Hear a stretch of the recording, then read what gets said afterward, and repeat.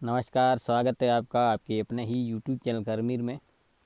यदि आप वर्तमान महावीर खुला विश्वविद्यालय कोटा में BLI कोर्स यानी bachelor of library and information science कर रहे हैं तो आपके लिए ये वीडियो बहुत ही महत्वपूर्ण है।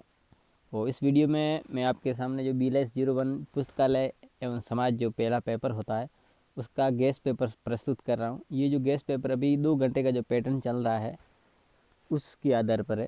तो इसमें अ और ब खंड 2 ही खंड है। तीसरा जो खंड जो लघुतरात्मक जो मतलब जो विस्तृत निबंधात्मक जो प्रश्न होते हैं स खंड में, वो इस बार इसमें इस पैटर्न में शामिल नहीं है।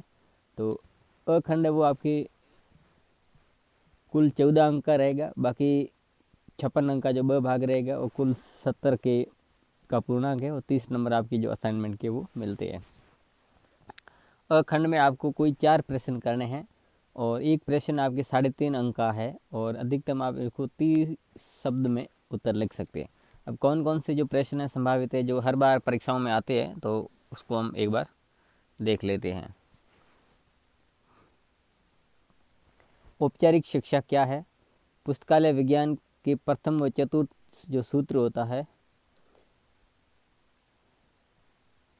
उसका नाम लिखना। जो रंगनाथन द्वारा जो 5 सूत्र बताए गए हैं तो उसमें किसी भी सूत्र का नाम आपसे पूछा जा सकता है। जैसे पुस्तकें सबके लिए है और प्रत्येक पाठक को उसकी पुस्तक मिले, प्रत्येक पुस्तक को उसका पाठक मिले, पाठक का समय बचाएं और पुस्तकालय एक वर्धनशील संस्था। इस तरह से 5 जो सूत्र है, पाँचों सूत्रों के आपको नाम याद होने चाहिए और किसी भी सूत्र का नाम आपसे पूछा जा सकता है। दी ब्रिटिश लाइब्रेरी की स्थापना में कब हुई? तो ये इसका उत्तर है जुलाई 1973। ये भी कई बार पूछा जाता है। अखिल भारतीय पुस्तकालय संघ भारतीय पुस्तकालय संघ ILA की जो स्थापना कब हुई? ये 12 दिसंबर 1933। आइसलिक यानी भारतीय विशिष्ट पुस्तकालयों तथा सूचना केंद्रों का जो संघ है उसकी स्थापना कब हुई? तो ये 3 सितंबर 1955 को हुई थी। ये स्थापना को लेकर भी कई सवाल बन जाते हैं। The library of books act, the delivery of books act जो कब पारित हुआ था? ये 1954 का है, जिसके अंतर्गत जो भी प्रकाशित किताबें होती है उनकी एक प्रति जो भारतीय राष्ट्रीय पुस्तकालय है और 2-3 और जो संस्थान है मानी हुई वहाँ पर इनको जमा करना अनिवार्य होता है। तो वो एक एक्ट बना हुआ है। आगे राष्ट्रीय पुस्तकालय की परिभाषा पूछी जाती है या शैक्षणिक पुस्तकालय की परिभाषा या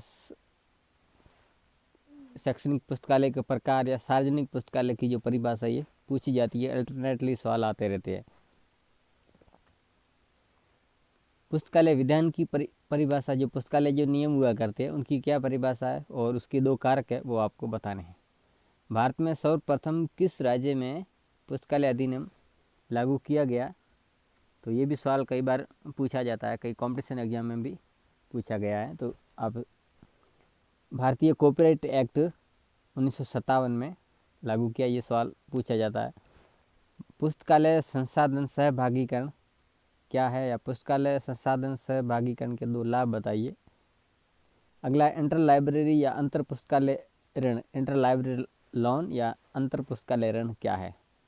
नेस्डॉक की स्थापना कब हुई? पुस्तकालय संघ के 2 उद्देश्य बताइए। इफ्ला का मुख्य उद्देश्य, इफ्ला का मुख्यालय कहाँ है? International federation of library association, जिसका जो मुख्यालय हेग नीदरलैंड में। अगला जो ब खंड है तो उसमें से आपको कोई 4 प्रश्न करने हैं और प्रत्येक प्रश्न के आपको 14 अंक मिलेंगे। आप इस सवाल का ये जवाब है आप 200 शब्द में अधिकतम दे सकते हैं। तो इनमें कौन कौन से प्रश्न महत्वपूर्ण है? भारत में पुस्तकालयों के विकास के मार्ग में क्या बाधाएं हैं?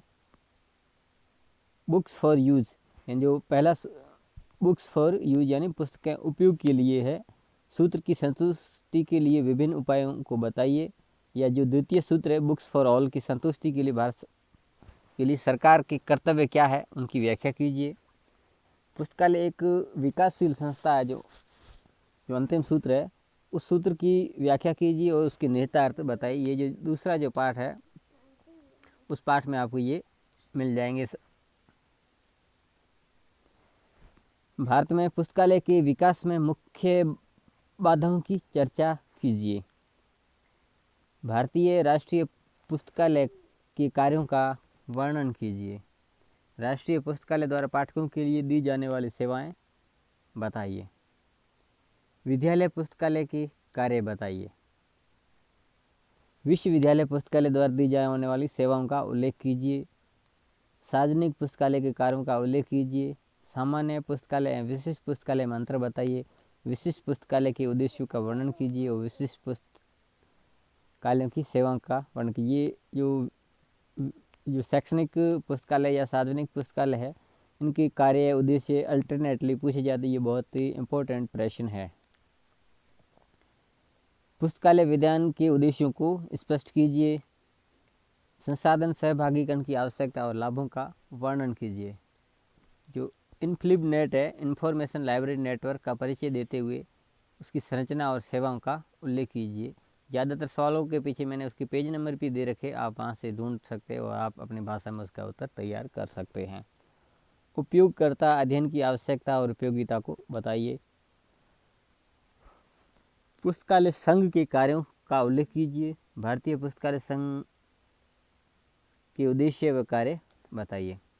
अमेरिकन पुस्तकालय के उद्देश्य व कार्य बताइए। आइसलैंड के उद्देश्य व कार्य बताइए। ये सवाल भी इम्पोर्टेंट है, अल्टरनेटली इस एग्जाम में एक बार है, अगली बार या 1.5-2 साल में रिपीट होते रहते हैं। अति महत्वपूर्ण प्रश्न है ये सारे।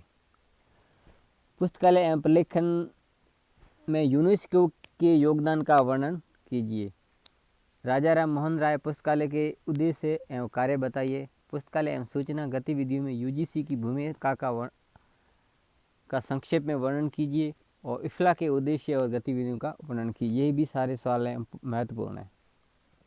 तो इस तरह से जो पहला आपके पेपर होता है BLS 01 के महत्वपूर्ण सवाल थे, वो मैंने आपको बताया। इसी का PDF लिंक मेरे टेलीग्राम चैनल में दे दूंगा, जिसका लिंक आपको इस वीडियो के डिस्क्रिप्शन में मिल जाएगा। आप वहाँ से इसको देख सकते हैं। आप टेलीग्राम को अवश्य ज्वाइन करें, जहाँ से पुस्तकालय और सूचना विज्ञान की जो जानकारी आपको मिलती रहती है। ये वीडियो अच्छा लगा तो लाइक कर दें, चैनल को सब्सक्राइब कर दें, बेल आइकन दबा के नोटिफिकेशन ऑल पर क्लिक कर दें। जैसे मैं इस तरह का महत्वपूर्ण वीडियो बनाऊंगा उसका नोटिस आपको मिल जाएगा। मिलते हैं अगली वीडियो में, तब तक के लिए धन्यवाद।